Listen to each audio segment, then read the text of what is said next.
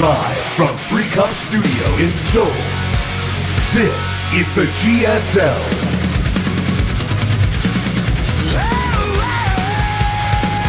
Welcome back to the GSL Code S. There's a chance we have nothing but TVPs here today. Yeah. That'd be kind of cool, actually. We just hammer out that entire matchup in one day. I would enjoy that.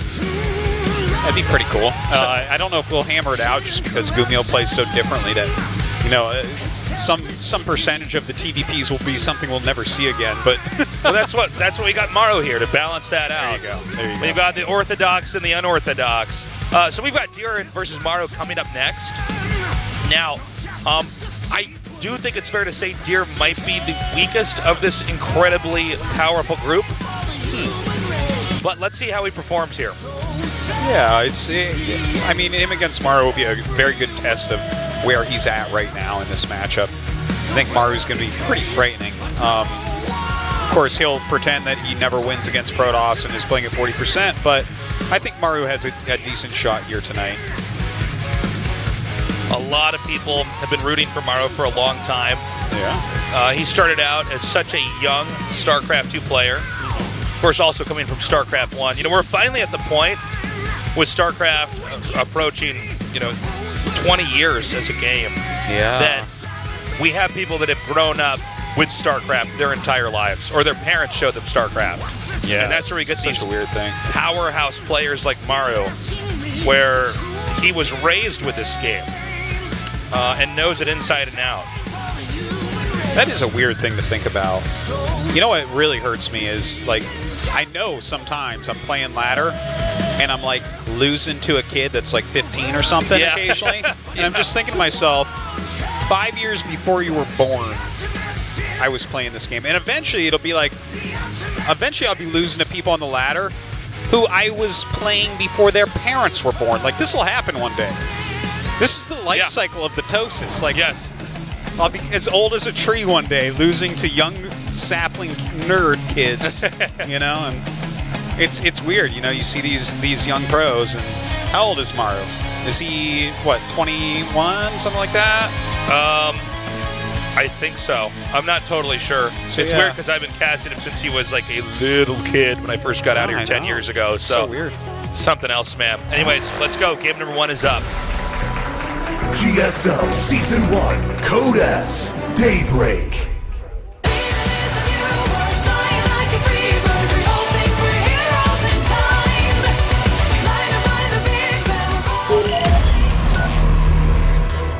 First map, Catalyst.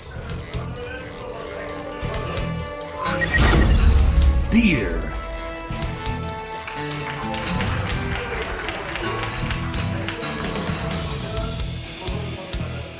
How are you doing, Tasteless? So our first map is Catalyst. Yeah. Just want people to know in case they can't read that. Greenways, Maru. Something crazy happened today, guys, before I came in the studio. Artosis was meeting me at a coffee shop. I was sitting outside. It's kind of cold in Korea, but it's getting a little bit warmer. I was excited to kind of sit outside while I was waiting it's for like 4 or 5 degrees out, and I think. we were on this wood deck at this coffee shop, and Artosis dropped his phone, and it landed perfectly upright in the wedge of the wood. It was crazy. It looked like I dropped it, right? Sometimes you drop your phone and like you expect it to hit and clatter, and then you pick it up and wonder if your screen's broke. Right. I broke mine recently, but maybe it's more broke now. Yeah. You see yet another crack. But Daybreak across the end. I don't think so. Guy in the crowd. But yeah, it looked like I had thrown like a knife into wood star, or something like that, where it's just like it fell and there was a loud noise and it was stuck. I actually had to pull pretty hard to get it out, to be honest. Yeah. It was quite an amazing thing. It's like dropping a coin and it lands on its side and you're like, what? I know. I took a photo of it with my phone. It was... Yeah. I couldn't take a photo with my phone because my phone was stuck in the wood. Isn't that crazy? It out. That's how it works. Yeah. That's why you need to have a Tasteless around so you can take photos of stuff like this. If only I had just been recording already on the video, that would have been a cool video, huh? Well, it would have been called into question, right? All the fake, cell phone landing videos. But then I have to post videos from the last 4 years. I'm like, no, I just always have the recording going on. I run through my battery like crazy. I save all the videos. It's totally weird. It's mostly the inside of my pocket. Eventually, they start piecing it through. It's like, did you not change your pants for a week? I'm like, no! I'm that guy. How do you know? I only use one pair of jeans an entire week. Is that weird? They say after 13 days, they don't get any dirtier. That's when they just become part of you. Well, that's when they actually hit their maximum dirtiness. Like, there's actually studies out about this. Oh, really? Yeah, there's like a certain amount of time where beyond that, they don't really get dirtier. They're just like, isn't there something like saturated. that with hair as well? Like, if you don't wash your hair for 2 weeks, it's almost like it can't get dirtier than that. Something like that, Yeah. I think. Well, I mean, like, theoretically you could, right? Like, if you roll around in, like, horse manure, it's going to technically be dirty, but just realistically just as if you're a normal person. Why don't we try that out? I'm sure the makeup artist here would love that if we just had dirty hair for 2 weeks. Yeah? I think that's Come a good in here, idea. there's like flies moving around over us. So, is this game going to look at all like the GuMiho versus Classic game? I don't think so, and that's mainly because I think Maru tends to play a little bit more normal. GuMiho with some more out there builds, some kind of unique timings that I think most other players wouldn't even dare to do. Where I think Maru just wants to get into proper mid-game, start pushing, looking for openings, and drops especially with Maru. He'll kind of maneuver back and forth in the middle of the map, and then once he realizes Protoss is over defending, he'll just drop in the main, stuff like that. Well, right now, the Oracle getting in here, and there's really not any defense. Like, really not any. Maru is kind of all in on this counter here. Yeah, Maru is counting, so the Oracle cannot help. A lot of SCVs have been killed off now, but at the same time, this Oracle is not going to be something that can be used to defend. In fact, if he just gets that pylon, it's pretty legit. Oh, no. And the probes are now pulled up the ramp, which means it's going to be a firing squad down here. Yeah, those Cyclones are not going to be taken out easily, that's for sure. Oh, yeah, let's see how long this takes. Yeah. So I was just wondering, guys, like, how long does it take for one Phoenix to shoot down a Cyclone in the air? Well, very long time? Pretty long. 19 probes have been killed off. And this was, I'd say, somewhat of a bop. Yeah. Assuming that this game ends here, and I think this was definitionally a bop. But this is a bop. In case, sometimes, you're with your friends. Maru attacked across the map, let an Oracle kill a bunch of his workers, and killed him. This was not a strategy where Maru's like, I'm going to come out and kill 32 workers! Yeah, that's the build, the 32 worker timing attack. Exactly. He's coming out there to try to do some damage, and then when he sees a Cyclone killing stuff in his main, thing is, when he goes, oh, well, you don't actually have anything to defend, do you? And Deer's like, oh, no. There's very little left at home there for Deer. So it's 18 workers to 33 here. Deer going to stay in the game. Yep. I guess that's okay. That's his right as a player. Yep. I can't blame him. Sometimes pro gamers will debate about a move like this where I think it's almost impossible for Deer to recover. And considering how many games he'll have to play to get out today, it's just good usage of your stamina. Nope. Okay, so he taps out. I do not. That makes sense. I respect that. I get that. What it was he wasn't going to stay in the game. He just wanted to scout and see exactly what Maru had. So if he hits this build again, he knows what he's up against, right? Yeah, makes Where sense. it's like, okay, this is the follow-up for Maru. If he does this build and I stop it, here's what it'll have, most likely. So that was a strong scout. That's the right way to do it right there. It's like when you see a Terran that's dead, and sometimes they'll scan everywhere. And they're just like, okay, let me just double-check what's going on. So I think, unfortunately for Deer, what was odd about that game was there were some rudimentary themes that he seemed to have ignored back there. Like the fact that if the Terran is coming out, the Oracle, yeah, that's great, it can kill workers, but you have to have enough to try to defend a basic push. Yeah. And it seemed like he was not respecting the opportunities that Maru saw that he had on the map. Well, I mean, the Oracle flies in, you feel pretty good when it starts killing everything, but the two Cyclone follow-up, like just the Hellions, that wasn't a problem. Even if it was 4 Hellions, wouldn't have been that big of a problem. Right. But when you add 2 Cyclones in, you need some actual muscle to kill those things. Yeah. And it was probably a moment where Deer was killing workers, getting excited, and suddenly he sees this red blob moving at him on the map. And that's when it went downhill. GSL Season 1, Code S, Daybreak.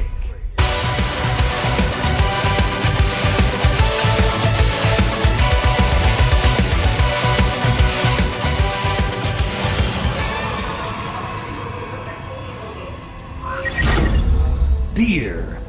The map is Neon Violet Square. LE.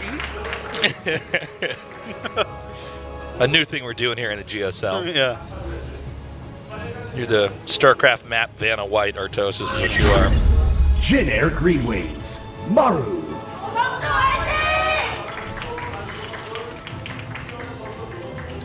Man, imagine if they did that on Wheel of Fortune. Like, StarCraft map names is one of the categories. I would wreck those other contestants. You know, Yeah.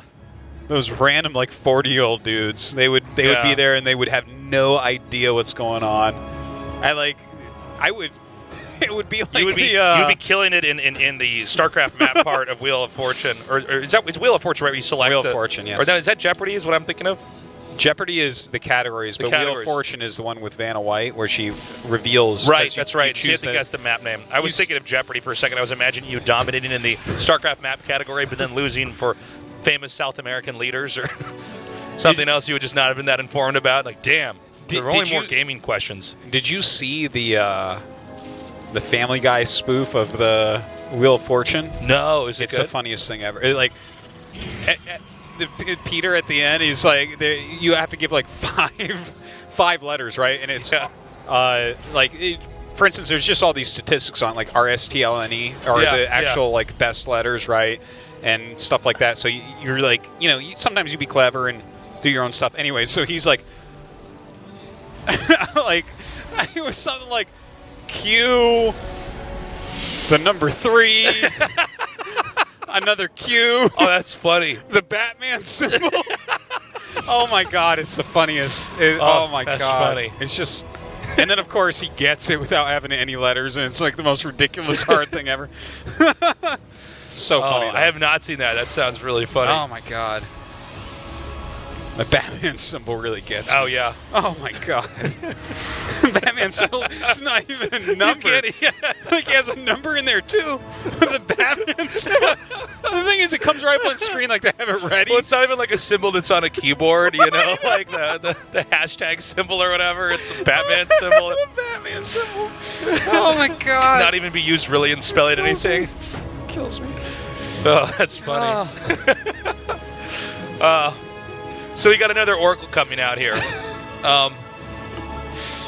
Let's watch and see what kind of unit comp Maru's going to get early on here. Okay, he just has this one Marine that's now running down to this free base location down here. By the way, really good control here by Maru. He's basically taking no losses.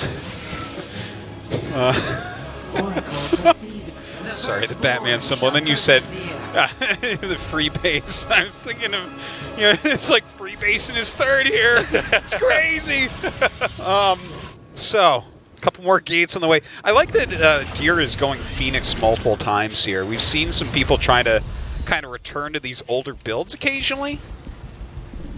Is he going to go Adept Phoenix, do you think? He might, actually. I feel like, with that last game, we didn't really get an idea of how Deer was going to approach the matchup because he just got bopped. Oh! Whoa! That was great. That could not have been more time while still getting away. Yeah. Oh, my gosh. Okay, I have a question. Yes. If you have an Oracle that's cloaked because of a mothership, right? Yeah. And it lays a stasis ward next to a burrowed mine that hasn't shot yet. Will the stasis ward stasis the mine? Oh, that's one of these questions that I don't know the answer to that. I think we could kidnap Classic and have AK-47s pointed at him, and he wouldn't be able to answer that question. Oh, he would have no idea. But he would. I'm waiting for TLO to tweet at me, man. He's gonna know. He's already halfway through the tweet right now. Fear Dragon the might Oracle. know that one. Oracle goes down. There's actually a bunch of funny trivia stuff with both of the StarCrafts that are just like these really obscure, super obscure stuff. Things that even a top-tier pro gamer might not know the answer because it's not why would like you, a scenario why would you know that you stupid thing I just said? Yeah. That's not what makes you good at the game. Yeah. That's kind of like if that would never happen. If we had a StarCraft Who Wants to Be a Millionaire. Remember that show? Yeah. It's one of my favorite things to go onto YouTube and find people that get the first question wrong. Oh my God, yeah, it's always so funny. People are so sure on the first question. Then there's that moment where it's like, well, you did not expect this to happen. It's like, wow, this is embarrassing. Yeah, this is... Okay, coming up now. Phoenix is going to try to bust in. If you were a guy that got the first question wrong on Who Wants to Be a Millionaire, like let's say that you live in like a small town and you're everyone's really excited you're going to go be on the show, right? And you get the first question wrong. Does everyone just pretend you didn't even go to the show? Like, is that how it works? I wonder. I feel like if that went wrong for you, you better have a lot of friends before that happened. Or that's just going to be one of those moments where I it's think like, I would just move to a new town. Yeah, like, I think you have to change jobs. I'm out of here. Get a face tattoo. I was going to say, you get like facial reconstruction. Yeah. So this is just straight up Adept Phoenix that we're looking at from Deer. So a very, very, very old build revisited. Yeah. Doesn't mean it's bad if it's old. Yeah. Sometimes you bring out these anachronistic builds and the other player's just not ready for it because it was dismissed from the meta months or sometimes even years ago. You don't have your practice playing against it, for instance? Now, there's a lot of Widow Mines, so this can definitely change how this will go. But overall, you just don't want to move out early against this. The higher the supplies go, the better position you're going to be in as Terran fighting against this. Generally speaking,